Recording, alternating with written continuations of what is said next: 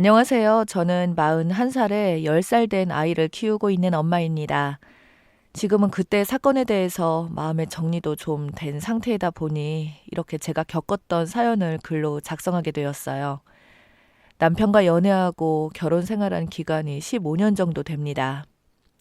한창 꽃이 필 나이에 지금의 남편을 만나 여자의 길을 포기하고 정말 열심히 살아왔는데 고생했다는 말 한마디 하기는커녕 저에게 분노만 안겨준 남편 때문에 한 번뿐인 인생 이렇게 사는 건 아닌 것 같아 이혼을 결정했어요. 남편은 자기가 잘못한 행동에 대해서 충분히 반성하고 있으니 다시 재결합하자고 애원하고 있습니다. 시어머니까지 매일 찾아오셔서 불쌍한 자기 아들을 용서해달라며 애걸복걸 하시네요. 지금으로부터 5년 전 남편의 직업이 바뀌는 시점이 있었어요.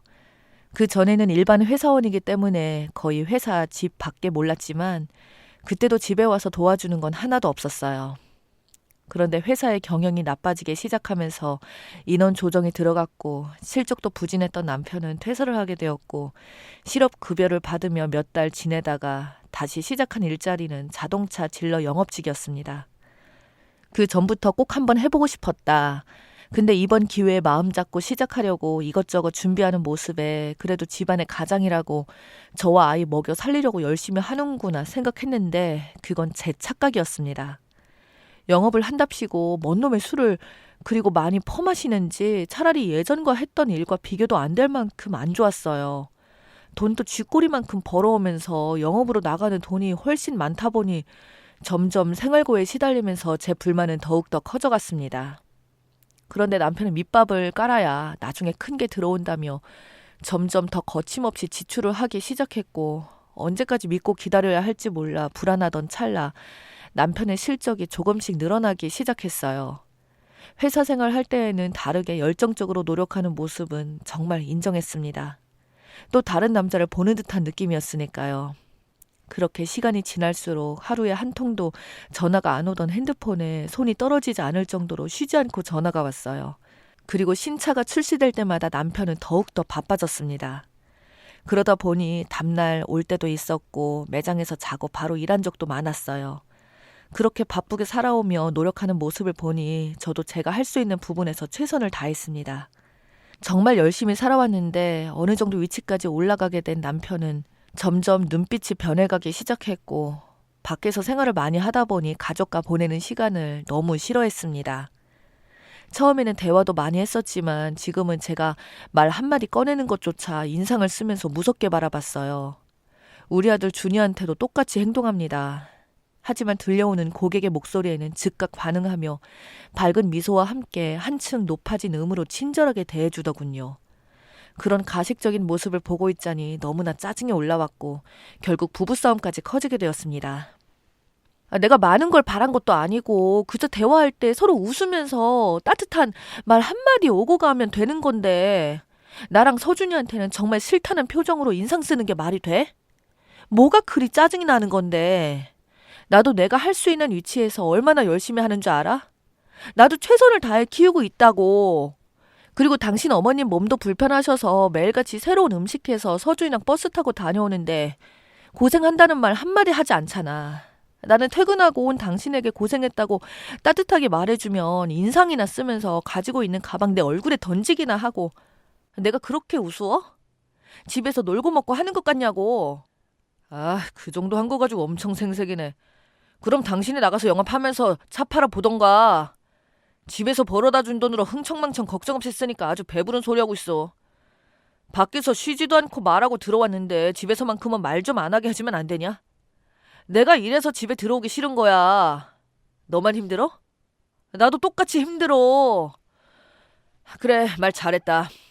나도 내 위치에서 정말 열심히 하고 있다고. 내가 나 좋자고 그러는 거야? 마누라랑 자식 새끼 돈 걱정 없이 살게 해주려고 하는 거잖아. 요즘 신차 출시돼서 바빠 죽겠는데 마누라라는 사람이 내조해주지는 못할 망정 투정이나 부리고 있고 정말 지긋지긋해. 차라리 이혼하던가. 이렇게 살고 있는 거 나도 답답하다고. 남편도 그동안 쌓였던 감정이 폭발했는지 영업으로 다져진 언변으로 쉬지도 않고 저에게 모진 말들을 하기 시작했고 그런 모습을 보고 있던 서준이는 결국 싸우지 말라며 눈물을 흘리며 저희를 말리고 있었습니다. 남편은 현관문을 박차며 밖으로 나가버렸고 소파에 앉아 서운한 마음에 눈물을 흘리고 울고 있는 서준이를 달래주었어요. 그렇게 남편은 다음날 집에 들어올 줄 알았지만 이틀이 지나고 일주일이 지나고 한 달이 지나도 전화 한 통 받지도 않았습니다. 매장에도 가봤지만 동료 직원분께서는 잘 모르겠다는 말만 할 뿐 더 이상의 정보는 찾지 못했어요. 그런데 그날 예상하지 못한 일이 벌어지고 말았습니다. 아침부터 더 세차게 비가 쏟아지는 바람에 서준이와 함께 비를 피하고자 근처에 있는 패스트푸드점으로 향했고 배가 고파하던 아들을 위해서 햄버거 세트 하나 시켜 2층에서 비 오는 밖의 풍경을 바라보고 있는데 주차장에 세워진 자동차가 눈에 들어왔고 별 생각 없이 보는데 남편 차량의 번호판이 눈에 띄어 자리에 벌떡 일어나 쳐다보고 있는데 햄버거 세트를 사들고 웃으면서 뛰어가더니 차 안으로 들어갔습니다. 제가 2층에 있을 때 남편은 1층에서 햄버거를 주문했던 거죠. 그런데 웃으면서 누군가를 향해 바라보자 차 안으로 들어가는 모습에 남편에게 전화를 걸었지만 핸드폰은 꺼져 있었고 쏟아지고 있는 비 때문에 남편의 차에 누가 타고 있는지 잘 보이지 않았습니다. 그냥 직원이겠거니 생각하며 서준이에게 햄버거 먹고 있으라며 기다리라고 말한 후 남편이 있는 곳을 내려가려 하던 찰나 엄청난 소리가 들려왔고 창문 밖을 보니 많은 비로 인해 산사태가 일어나 많은 흙들이 주차장을 덮었습니다. 산사태가 덮친 곳에 남편의 차가 있었고 흔적도 없이 사라져버린 현장을 보고 너무 놀라 급하게 뛰어가 남편이 있는 곳으로 향했습니다. 그리고 희미한 목소리로 울부짖는 남편이 살려달라며 구조 요청을 하길래 저도 모르게 맨손으로 땅을 파기 시작했고 생각보다 차 위에는 많은 흙들이 덮여있지 않아 앞 유리를 볼 수 있을 정도로 땅을 팔 수 있었습니다. 하지만 문을 열 수 없었고 앞유리로만 생사를 확인할 수 있었어요. 그런데 119에 전화를 하려고 하는데 남편 목소리만 들리는 게 아니라 다른 누군가의 목소리로 들려왔습니다. 흙 때문에 잘 보이지 않아 계속해서 닦으며 차 안을 쳐다보니 창문에 비친 사람은 저희 옆집에 새로 이사 온 사람이었어요. 몇 달 전 젊은 부부가 이사 왔는데 떡을 돌리며 인사를 나눈 적이 있었거든요. 이 사람이 왜 저희 남편 차를 타고 있는 건지 도저히 이해할 수 없었죠. 저는 순간 뒷걸음질을 치며 뒤로 물러났고 갑자기 떠오른 아들이 생각나 2층을 바라보니 창문을 바라보며 울고 있길래 급하게 올라가서 안아주고 진정시켰어요.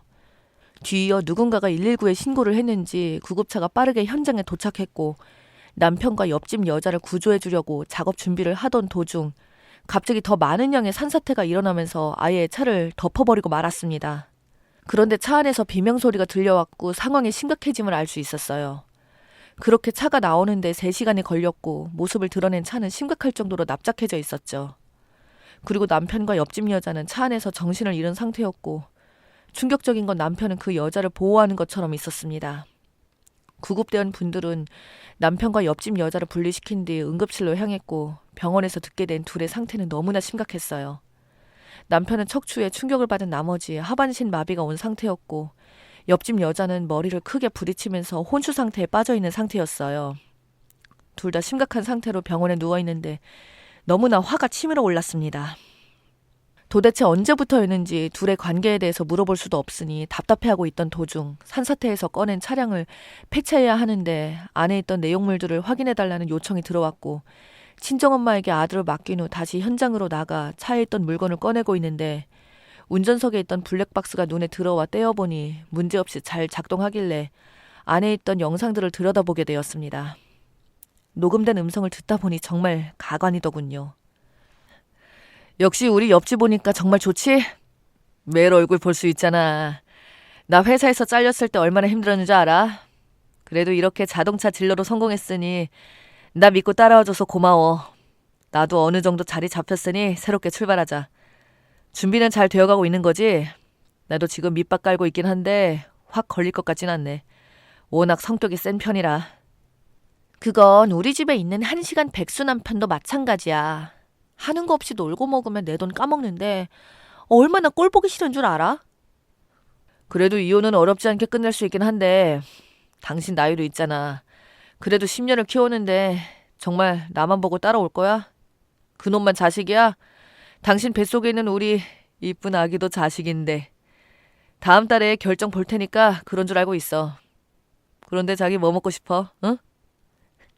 햄버거 먹고 싶은데 패스트푸드라 괜찮을까? 그래도 먹고 싶은 거 먹는 게 스트레스 덜 받으니까 그게 낫겠지. 그렇게 남편과 옆집 여자의 관계에 대해서 모두 알게 되었습니다. 남편은 저와 결혼 후 회사 동료인 여자와 함께 몰래 만남을 가져오고 있었고 계속되는 불안한 회사 생활에 섣불리 모든 걸 정리할 수 없어서 몰래 만나기만 했던 거죠. 자동차 딜러로 성공을 한 후 회사 동료였던 옆집 여자에 대한 사랑을 더욱더 적극적으로 표현을 했고 끝내 저와 아들에게 등을 돌리고 다른 삶을 살려고 계획을 하고 있었어요. 뱃속에 아기까지 있었다는 거에 너무나 충격을 받아 한참을 멍하니 서 있었고 그렇게 차를 폐차시킨 후 병원으로 돌아와 보니 심각한 상황인지 의사와 간호사는 바쁘게 움직이고 있었습니다.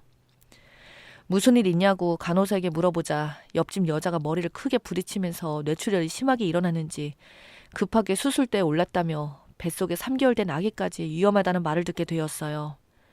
병원에서 일단 남편이 깨어나기를 기다리고 있는데 옆집 여자의 남편이 병원을 찾아왔고 오열하며 난리를 치고 있었습니다. 한참 뒤에 수술실에서 나온 회사는 옆집 여자가 세상을 떠났다는 말을 남편에게 전달을 하였어요.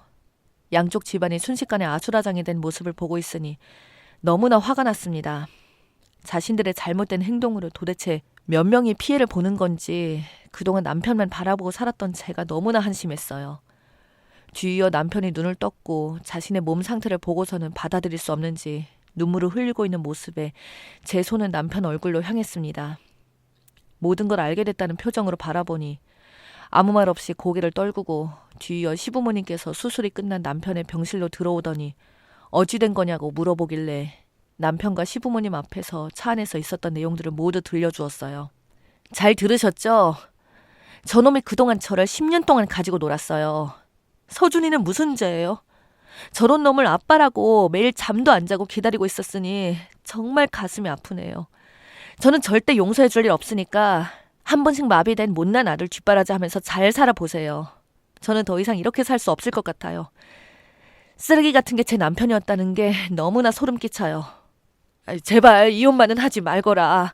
내가 잘못했다. 내 잘못이니 너무 감정적으로 생각하지 말고 다시 한 번만 나를 봐서라도 용서해 줄 수 없겠니? 내가 이렇게라도 부탁하마. 아들을 떠나면 우리는 어떡하라고. 내가 이렇게 무릎 꿇으마. 떠나지 말거라. 무릎 꿇으셔도 소용없고요. 용서해 줄 마음도 전혀 없어요. 이 못난 놈아, 당신이 잘못한 일로 인해 어머님이 내 앞에서 무릎까지 꿇고 싹싹 빌고 있다. 이래도 네 행동에 대해서 잘못한 건 없다고 생각해? 그렇게 벌받고도 자존심은 남아있나 봐. 어떻게 미안하다고 한마디도 안 할 수가 있어? 정말 대단하다. 앞으로 평생 그렇게 살아. 다시는 얼굴 볼 일 없을 거고 우리 아들 서준이도 다시는 볼 생각하지 말고. 하늘이 준 이 기회 절대 놓치지 않을 거야. 평생을 그 몸뚱이로 후회하면서 살아봐 어디. 제 다리를 붙잡고 놔주지 않던 시어머니를 뿌리치고 병실에서 나왔어요. 그렇게 유책 배우자인 남편에게 이혼 소송과 위자료 청구 소송을 제기한 상태입니다. 너무나 황당하고 어이없는 상황에서 벌어진 일이었지만 이런 상황으로 인해 제가 알게 된 게 천만다행이라고 생각해요. 만약 모르는 상태로 당했다면 정말 정신적인 충격이 너무나 컸을 것 같거든요. 정말 하늘이 도와준 거죠. 앞으로 좋은 일들만 생겼으면 좋겠습니다. 평생을 후회하면서 살겠죠. 자신의 잘못을 단 한 번이라도 뉘우쳤으면 좋겠네요. 제 사연을 읽어주신 분들 오늘 하루 하시는 일 잘 되었으면 좋겠습니다. 감사합니다.